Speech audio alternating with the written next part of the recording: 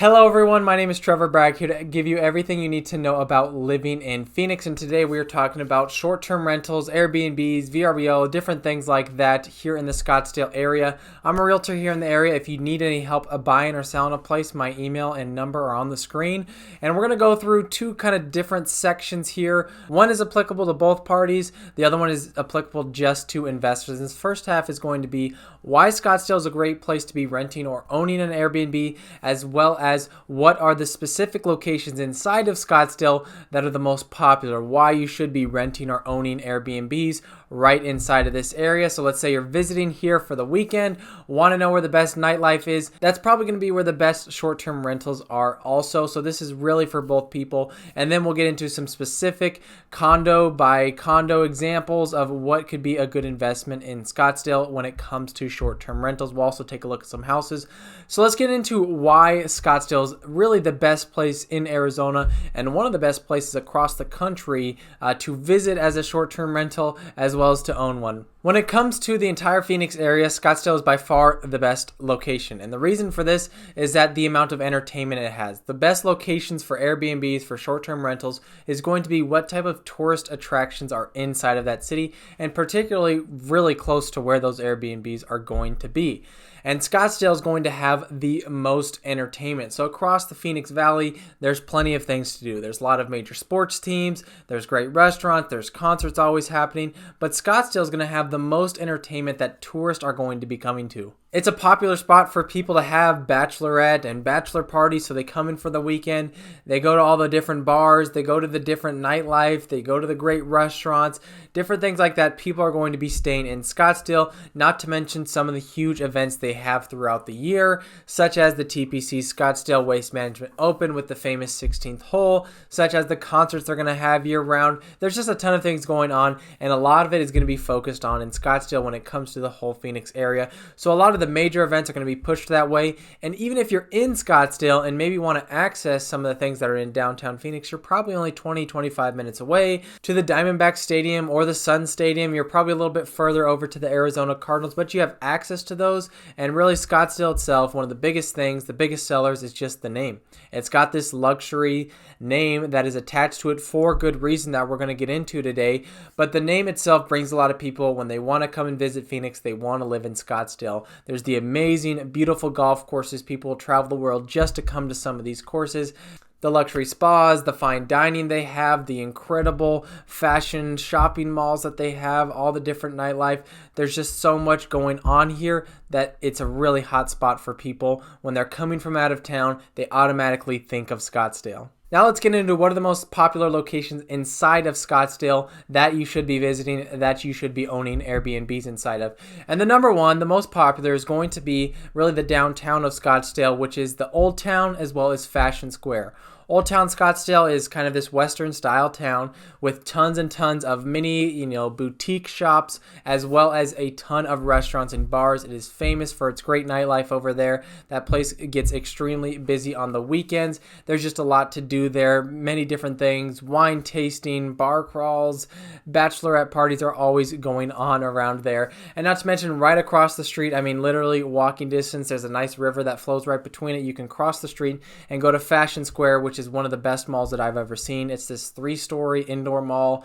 Every brand you can imagine inside of there. There's a huge food court, movie theater, all that stuff. There's really everything you'd want to do for a weekend right inside this Old Town and Fashion Square Center. And not to mention, you're really close to the Scottsdale Spring Training Field where the San Francisco Giants play. So if you're coming in for the weekend to watch them, you have all this access to great things to do. And if you're an owner, that's a great location because spring training is a huge hit here in the Phoenix area. And so being close to one of those can really bring you a lot of revenue, especially in those months of spring training. Mostly March, but also a little bit of February, and April also gets a little bit of that spring training buzz here in Phoenix.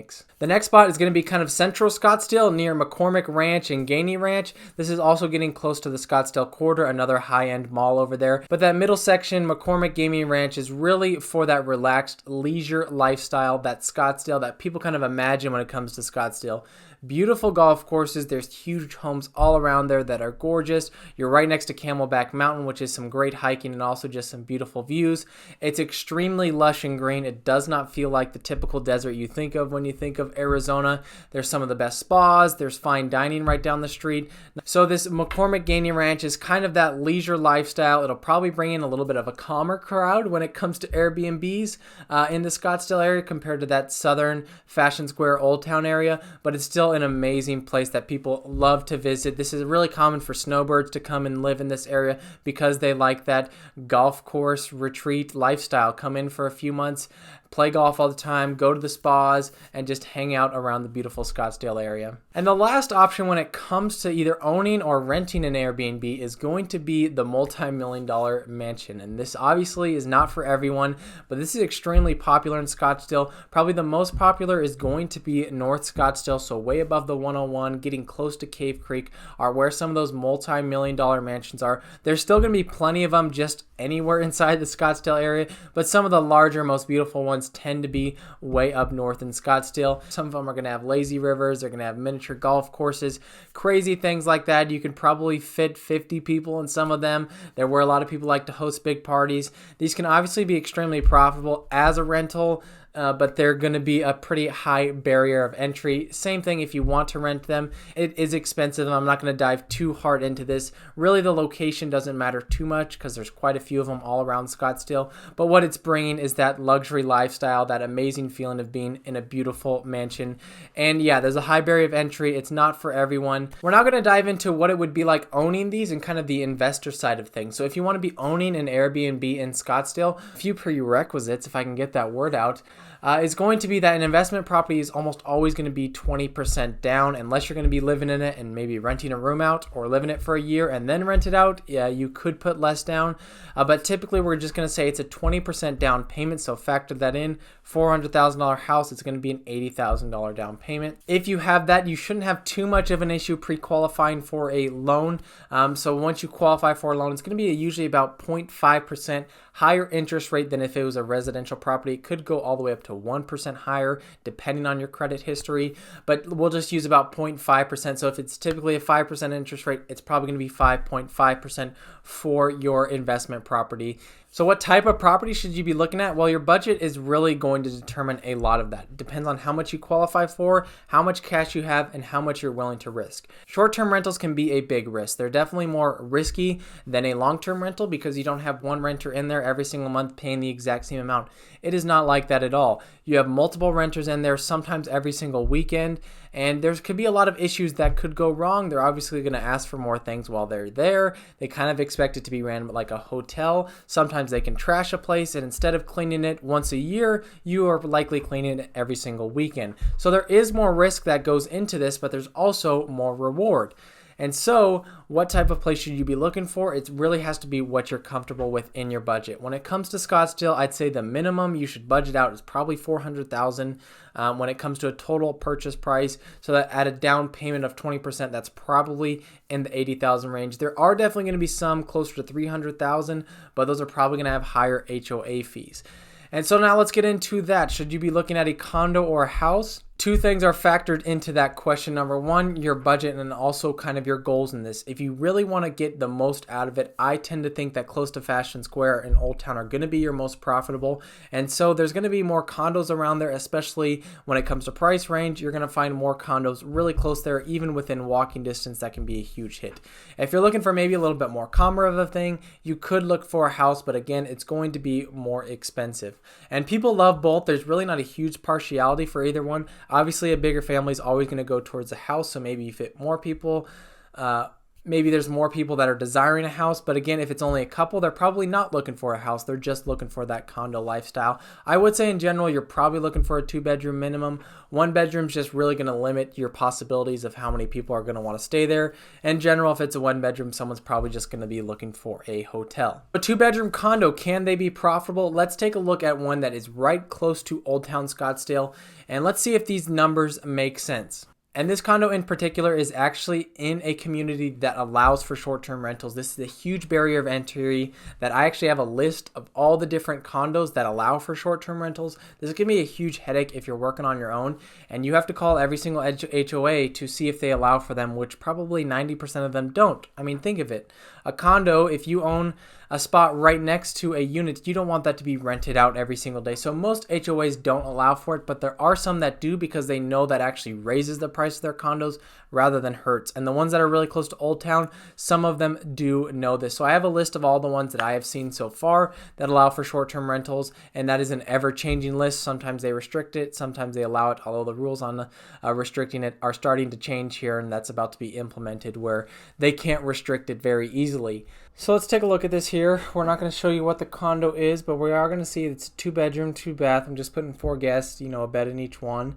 And let's take a look. This is AirDNA. This is AirDNA. I think it's a really great tool just to get an estimate. I would always go through whoever your property manager is going to be can give you kind of an actual estimation of what they think they will make based off their other places that they're managing. But AirDNA, a great tool just to get a general estimate here. I put in the exact property taxes for this particular one. And this is their annual revenue of $48,000, and they are expecting a net operating income of $35,000, which is just under $3,000 a month. Now the purchase price of $440,000, if we're going to factor that in, if we're going to put 20% down, that's going to be around $360,000. I'm doing a generous 6% interest rate. We're going a little high on property taxes and home insurance just for guesstimation. That's showing a $2,400 a month PITI payment. Now, if you factor all this in and you're making around $3,000 a month, one thing you have to factor is that it's a $500 HOA fee. And with that, you're going to be making a very small margin with all those numbers. Now, if you change the property management fee, you could be making a lot more. But with what it is showing, you're probably only making a few hundred a month. And although I just said Old Town and Fashion Square are great places to own Airbnbs, people are starting to realize this. This exact same unit would probably be selling for under $300,000 just a couple years ago, while this complex in particular has been pushed like crazy for people wanting to own Airbnbs because they know it's such a great location for it.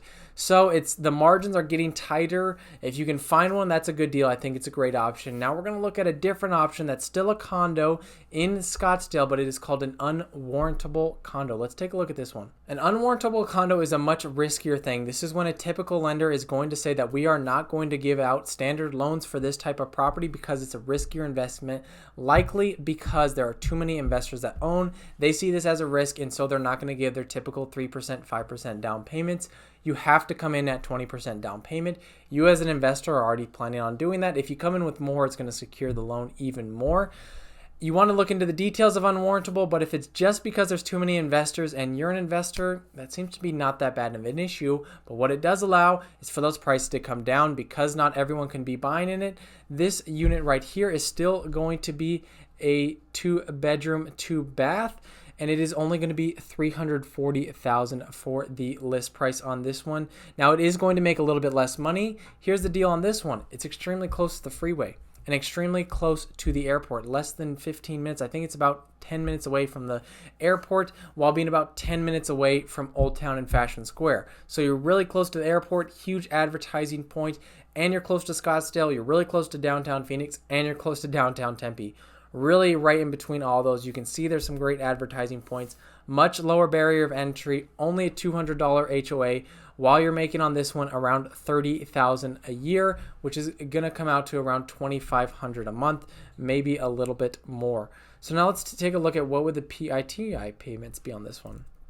Again, we're kind of over exaggerating this, but that's going to be around a $1,900 monthly payment while making $200 a month for HOA. You're going to be around $2,100, making around $400 or $500 a month. So it's going to be a lot more than if you were going to go right next to Old Town, because this is a less popular spot because only investors can be buying this type of home. So you can see why that can be a popular option as an unwarrantable condo. Not all condos are like this, and there can be some extreme risk when it comes to those. But if it's just because there's too many investors and you're an investor, it could be a great spot to get in a little bit cheaper while still making almost the exact same amount if you were in a warrantable condo complex. Now lastly, what if you were to purchase a home in the Scottsdale area? We're going to take it one home that's kind of in the central McCormick Gainey Ranch area. Let's see if this one is a great option when it comes to doing an Airbnb. This one is listed at $650,000.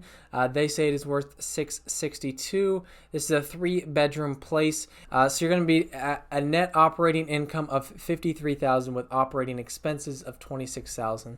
So $53,000, if we're going to divide that by 12, you're going to get around $6,000 a month. Now let's take a look on this PITI calculator. I'm going to estimate 650 minus 120. We're going around 530 just for estimations.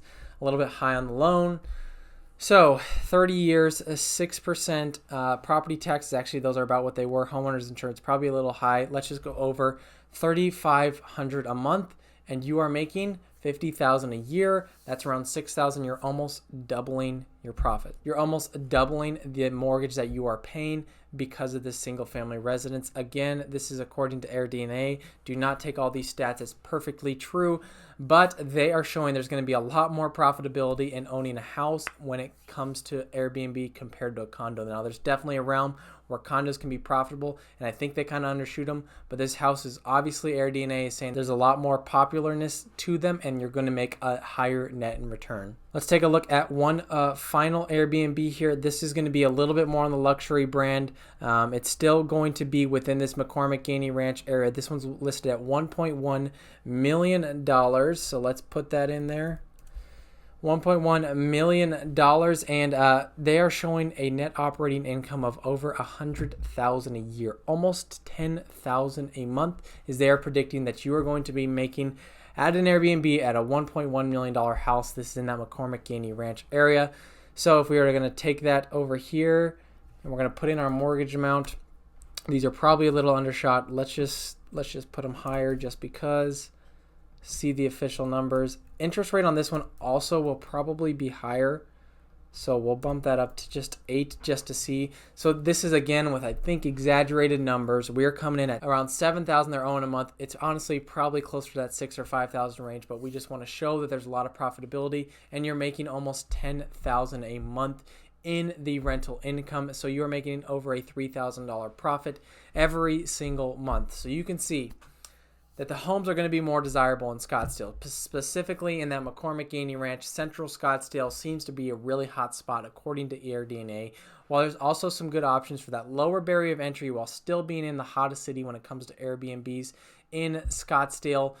You still have that lower barrier of entry around that $350 mark. There are some possible condo options where you can still make a decent amount of income. I hope this helped. I hope you kind of understood that Scottsdale can be really profitable when it comes to Airbnbs, but it could be a higher barrier of entry, a higher purchase price to actually make those big chunks of cash. There is a place where you can be in that lower barrier of entry in that $350,000 to $400,000 and still make a decent amount every month. But if you want the thousands of dollars coming in every month for an Airbnb home, it's probably going to be in a single family residence, probably over $700,000 when it comes to the Scottsdale area.